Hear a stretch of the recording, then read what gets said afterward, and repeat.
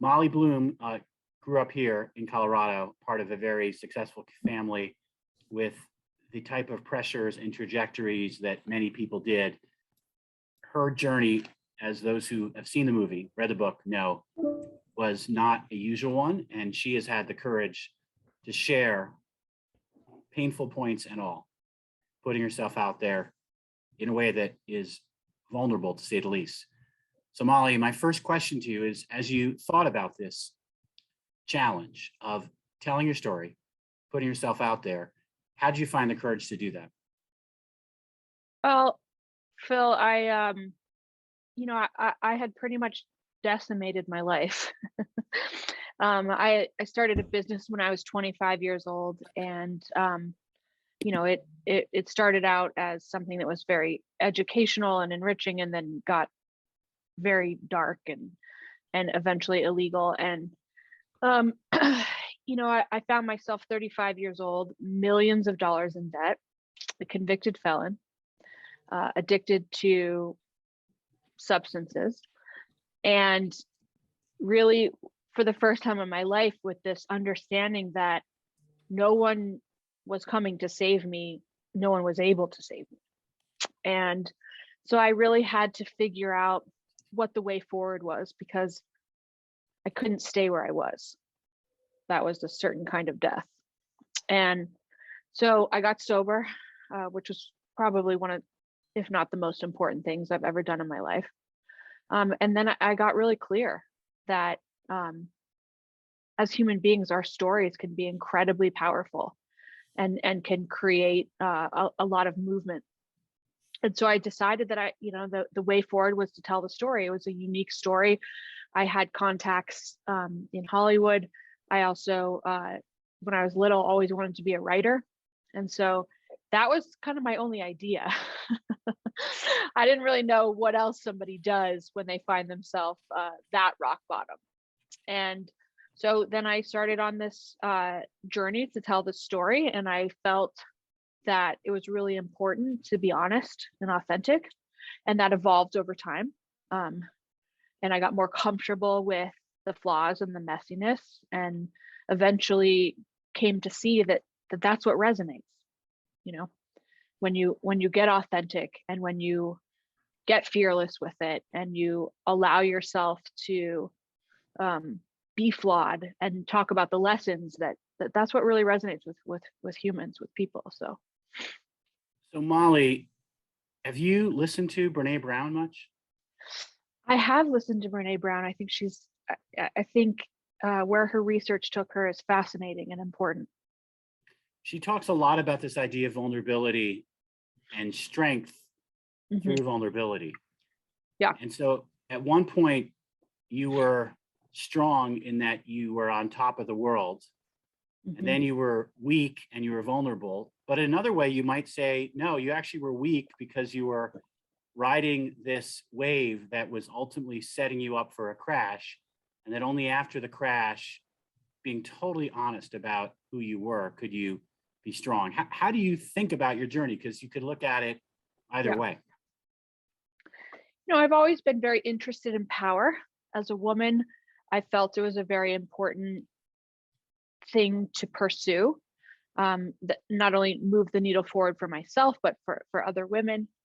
And when I was younger, I thought that it was success and gold medals and straight A's and Ivy League law schools and all these things externally that gave you power, and those things certainly can under the right conditions.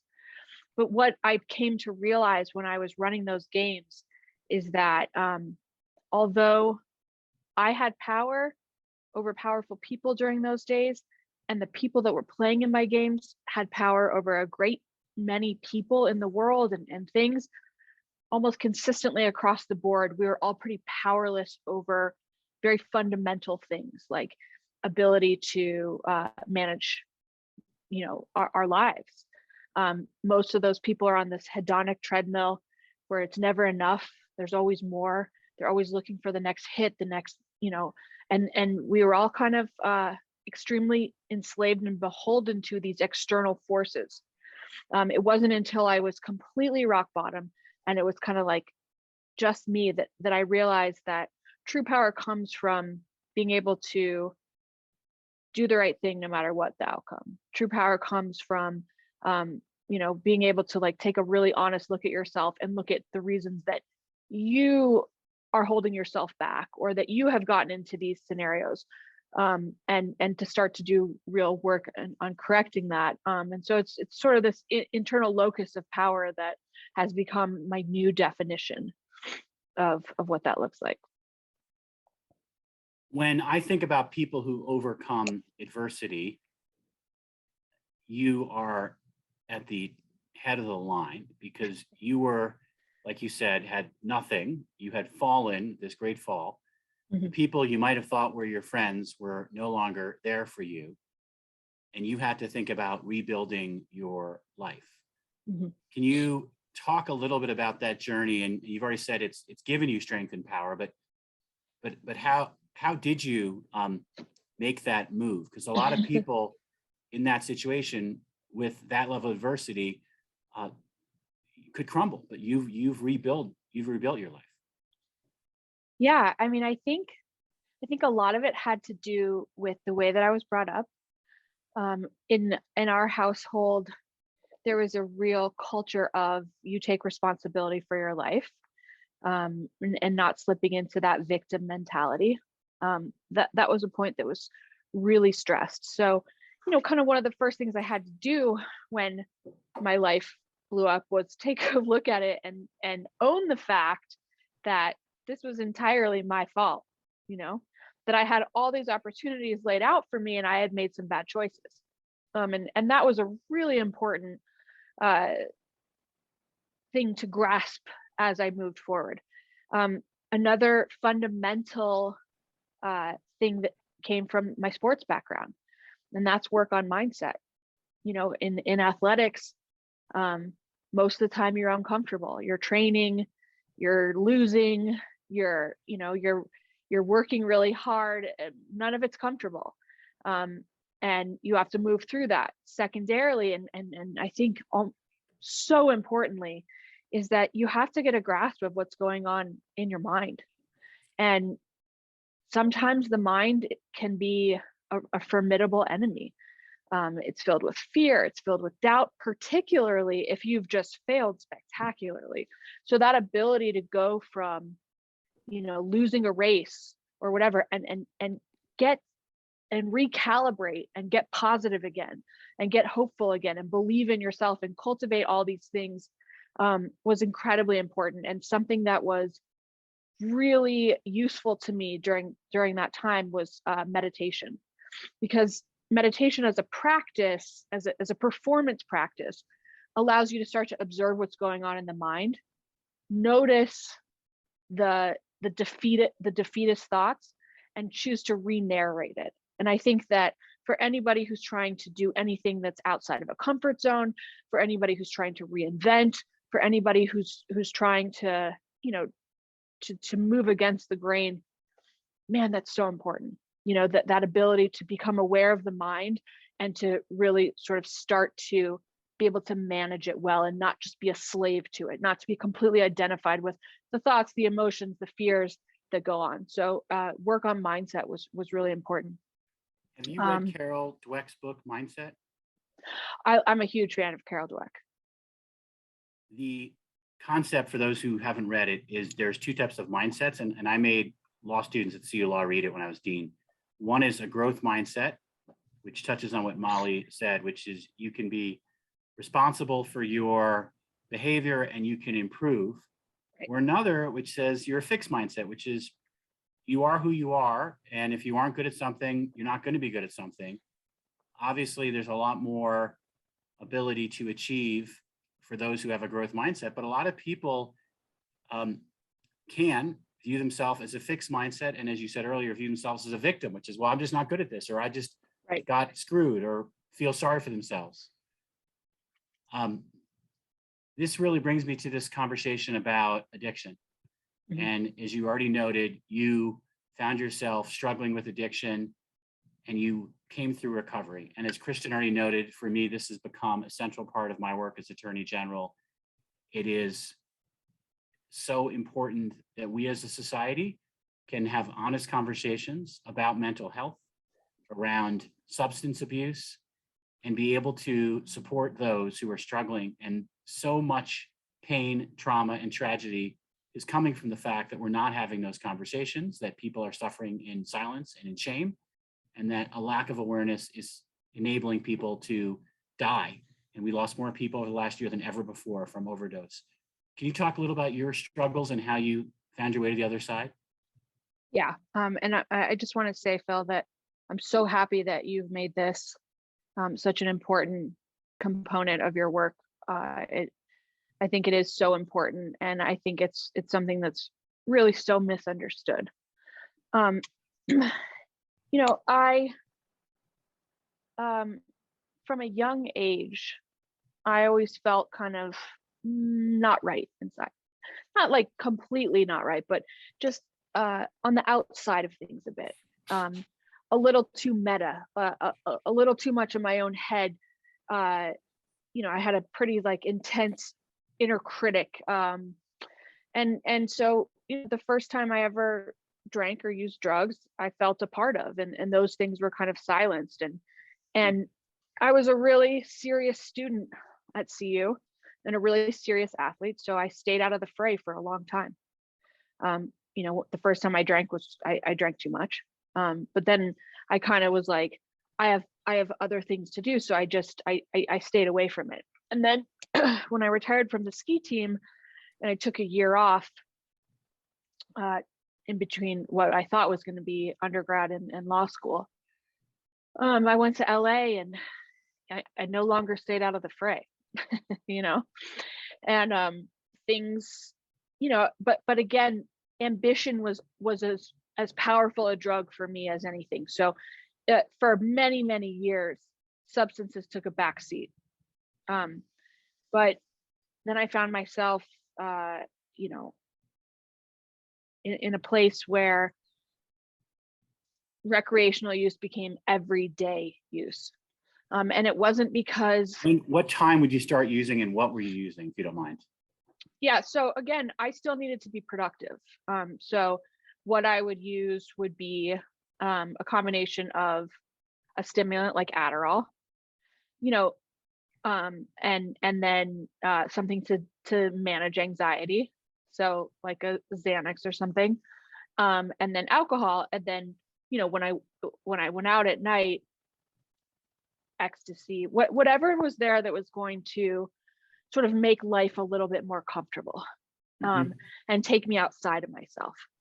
And I never thought that I would get to that place because, again, I'm disciplined. I have willpower, all these things. And what I realized is that, I crossed that threshold and I no longer was able to do life without some sort of substance. And it just completely owned me. And it was the most. You remember when you realized that? When you realized, like, I'm addicted or I'm dependent, yeah. When was that? That was 2010. I was living in New York City. I was running the biggest poker games in the world. My life was incredibly chaotic and dangerous. I was being pursued by the Italian mob and the feds. And wait, the Italian mob or the Russian mob, or both? So the Russian, I had connections unbeknownst to me to the Russian mob because a couple of the players were running this huge insurance fraud scheme, and they were basically backed by the Russian mob. So that was how the Fed started to sort of hear about what was going on. It was the Italians that came to me in New York City and said, give us a piece of this operation, or there are consequences, right? And then the feds were starting to circle around because they had informants on both sides and they were listening to phones and et cetera. So it was kind of all three that I was dealing with. And by that time, I was completely addicted to pills, to alcohol, couldn't go a day without them. And that, of course, dramatically influenced my ability to make smart decisions. And I was facing down some incredibly formidable consequences. And you know, that was how I sort of, I mean, that played a large role in the reckless decisions that I made towards that. When I got in 2011, you know, I got assaulted by the somebody that the Italians sent, and then also, and for those who saw the movie, that scene was true to life then. yeah, yep, scary true. Yeah, Aaron recreated it almost like exactly from my memory. It was really hard to watch. And then, you know, I got a text message from one of my poker dealers that the feds had raided one of my games, and I logged into my bank accounts and saw that the balance was negative $9,999,099. That was when the feds seized all my assets, and you know, it was kind of game over. And even though they said at the time I wasn't a target of their investigation, I had, you know, I couldn't operate anymore. I had no more bank accounts. A couple months before, the guy that came to my house actually had taken all the cash I had, so I was cleaned out. There was no more money. And the money that was owed to me on the streets, I couldn't collect now because now it was a crime. And also, gamblers are always looking for a way out, so that was a pretty viable one. So, you know, at that point, I got sober. I went to rehab. I didn't feel like I had any other options. I felt this is situational, but I'm going to do sobriety for a year. I'm going to get sober, and I did that, and it was a great year. But because I didn't buy into it totally, because I still thought I was in control of it. I thought I was still in the driver's seat. I thought it was something I could still will my way out of, discipline my way out of. I went back, you know, I was just like, I started drinking again and using pills again. And then it got really bad, to the point where if I had a drink, it would be a 3-day affair. So did you black out? I was taking too much speed to black out generally. But I would not sleep for 3 days because I didn't want to come down. I didn't want to face the music. And then in 2013, I got arrested in the middle of the night by 17 FBI agents with machine guns and that whole thing. So I got clean again because, you know, I needed to, A, and B, I'm getting drug, you know, my lawyer and I really wanted to paint this picture of somebody who's very contrite, who's really kind of taken these actions to change their life. And so then, you know, I thought, I'm sober now.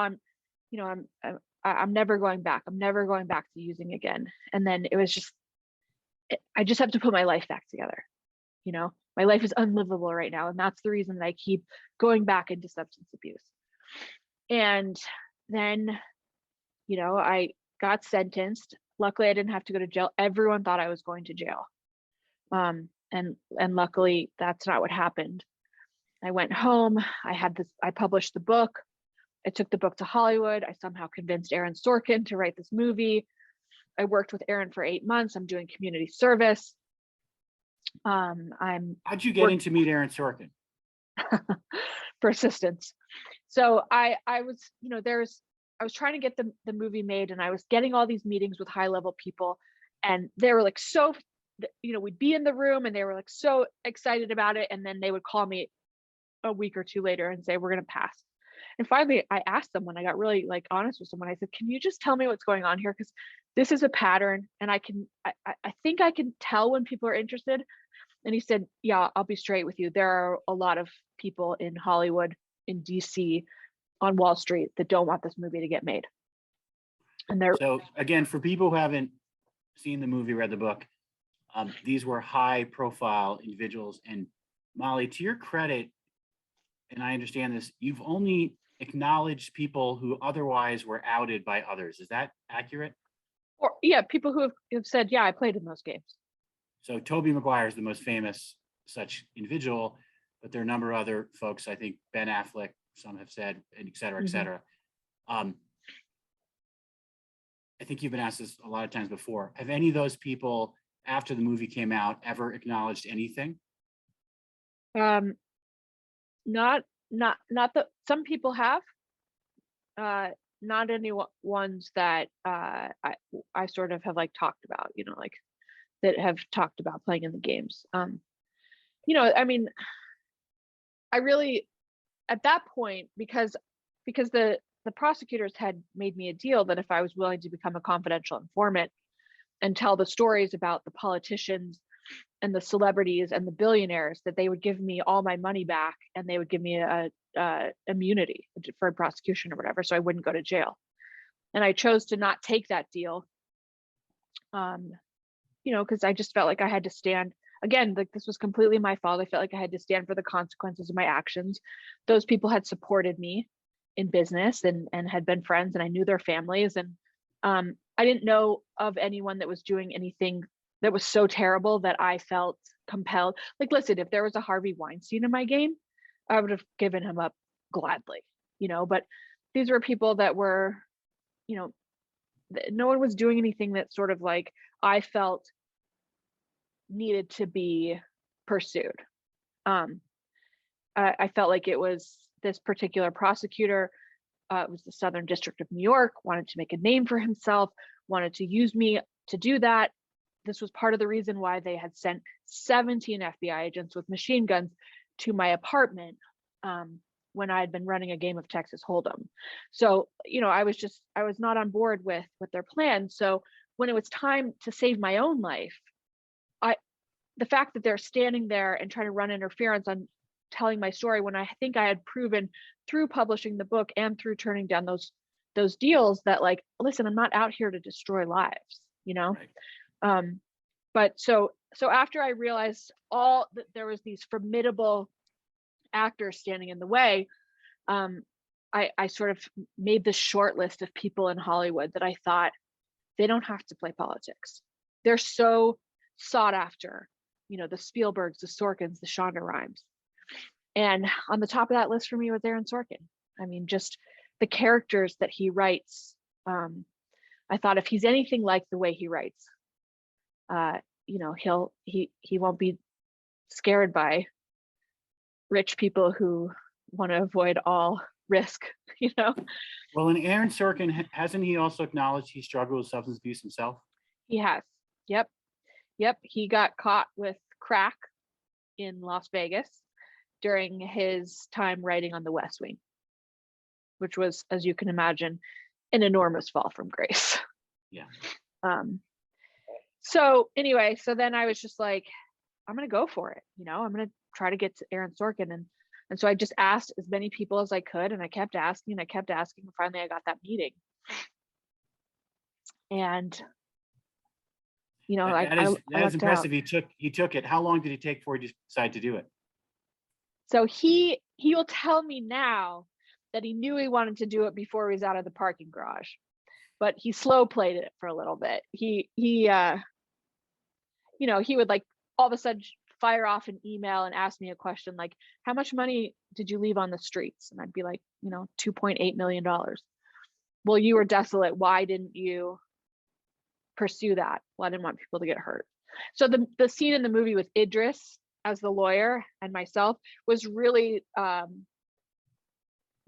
process that Aaron took a little bit. Mm-hmm. But he knew he wanted to write the movie like right away, but he slow played me for a bit. A few last questions, and then I'll let other people ask theirs. In the Jewish tradition, and you and I share that, there's two ideas of justice. And you've kind of talked a little about both of them. One is accountability. You have to be accountable for your actions. You have to be responsible. And the other is compassion, which is when someone trips and falls, try to find a way to give them a hand up to get back on the path. Yeah. I believe our challenge, and this is particularly my challenge as Attorney General, how do we integrate those two ideas of justice? How do you think about this topic of what justice looks like? I mean, I think it depends on the context. I think if we're talking about how to be as compassionate as we possibly can and pursuing fairness or justice for people who are stricken with substance abuse disorder. I can tell you how I feel about that. And just to pull it all together, like, so Aaron made the movie, and the producers called me and said, this movie is made and it's going to be a big deal. And I thought in that moment, okay, I'm not going to want to drink or take pills anymore. This is going to release me from this dependence on this like unquenchable desire to change my reality. And that's not what happened at all. And so then I got sober for real. And I did all the things for real. I worked a 12-step program. I did all the things that they advise that you do. And the most incredible thing happened. I was changed internally. So I was changed in a way that did not require me or drive me to seek out those substances anymore. Plus, I was surrounded by a community of people who understood the struggle. And so I think compassion and justice for people who have substance abuse disorder is to understand that they need to undergo that internal change. There's no amount of consequences. There's no amount of punitive measures. There's no amount of, exile from society, jail time that's going to change them. It is about a restructuring of an individual, and that is the only shot. And so to understand it from that perspective and to focus on these rehabilitative measures that we know work, and to stay away from, if we can, the punitive measures is the way. So a couple quick things. In our work, and I've heard this from sheriffs and district attorneys across the state, we don't have enough drug treatment. We've about 16% of what we need. So a lot of people who are struggling with addiction end up in jail. Mm-hmm. They end up, like you said, becoming sober by necessity. They're then released. And here's the extraordinarily painful stat. They're like 130 times more likely to overdose after they're released because their body's systems are off. Right. And how do we expect that somebody's going to change from the inside out, that somebody's going to have addressed trauma or whatever the cause and condition is in jail? Yeah. It's just going to exacerbate the underlying condition. So we've got $400 million come back to Colorado to help us change this equation. And we're the third state to have our whole state government, local governments all on the same page with a plan to make change here. The other thing that what you talk about reminds me, we have another initiative we're working on. Both these, I believe, can be national models, is reentry, helping people once they're finished serving a sentence to get a job, to have a place to live. Because if you end up homeless the next night after your prison sentence, you're back to where you were. You probably commit more crimes, end up back in prison. We've got to do better. All right, two final points, and then we'll let others jump in a little bit. You chose to come back to Colorado. We're so lucky. What made that decision happen for you? I can't stay away. I tried it. It's the best place in the world. I left for a long time, and then there just got to be a point where I said, it's in my blood. I can't be away anymore. Even to the extent that I got married, and my husband had to do a fellowship, and I said, I can't be away. I got to go back. I just don't think there's anything like Colorado, and it's like I feel this incredible pull back here, and I'm telling you right now, Phil, I'm never leaving again, no matter what. Good. We want you here. Husbands, no husbands, jobs, no jobs. I'm staying here. Good. We want you here. All right. You wrote an incredible book. You worked with Aaron Sorkin on an incredible movie. A couple movie or book recommendations for our friends with us. What comes to mind for you? What do you recommend? Fiction, nonfiction, in this vein. For anybody that's going through something hard, my recommendation would be When Things Fall Apart. It's by Pema Chodron. There's a lot of like Buddhist sort of notions there. but just a really important book that teaches you to get intimate with fear, to get intimate with struggle, to not run from it, to be able to sit with it and work with it in that way. And, I think that's really important as a human being. I just read the understory. I have pregnancy brain. So it's either the understory or the overstory. Really good book, fiction, really incredible overstory. Thank you. Just a tour de force of a book. Let's see what else. The Psychology of Money was a fascinating read. I read that recently. So I feel like I just covered the gamut a little bit. How about a movie recommendation? King Richard. I just watched. I was going to ask you so if you saw good. that. Wasn't it? It was great. Oh my God, it was so good. I loved it. I watched it twice. So final question on that. You grew up obviously with you and your brother having these athletic pressures, aspirations. How did that book kind of resonate with your experience, or that movie? Richard made my dad look like a little lamb. I mean, he took it to a whole new level, but how incredible is that story? Yeah, amazing. One of the best sports stories of all time. Yes, agreed. Fabulous. People haven't watched it, you got to watch it. All right.